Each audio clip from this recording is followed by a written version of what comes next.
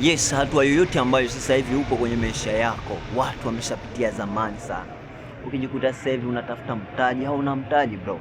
Hakuna mtu ambaye ana support kitu ambacho unakifanya bro. Hizo watu washapitia zamani bro. Ukijiona sasa hivi stress ambazo unahisi haupati support, hakuna mtu ambaye anaona kupitia we, hakuna mtu ambaye anakushika mkono kupitia we. Watu hizo zote washapitia kwenye maisha yao. Lakini kitu kimoja tu ndio watu wengi waliofanikiwa hawakuwahi kupitia kwenye maisha au walishawahi kupitia, lakini kikawajenga ni kuto kukata tamaa bro.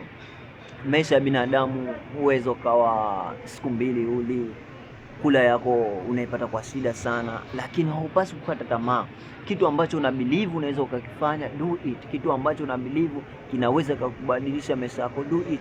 Maisha yanaweza kubadilika one night, siku moja tu ambao umelala unaamka mambo tayari. Kwa hiyo usikate tamaa, na hatua ambazo leo unahisi wewe upo unapambana nazo, una struggle nazo, watu ambao leo unaona wanaendesha magari, wanaendesha majumba, watu unaona labda wana wake wazuri, wana real estate, hizo zote watu hiyo hatua wamepitia. Kwa hiyo hakikisha na wewe haukati tamaa kwenye maisha yako kutimiza malengo yako. Hapo ulipo leo, kesho utakuwa sehemu nyingine, itakuwa tayari umeshakuwa na maisha yako, ushakuwa tayari ushakuwa na mfano wa real estate, majumba, magari, vyote vinawezekana.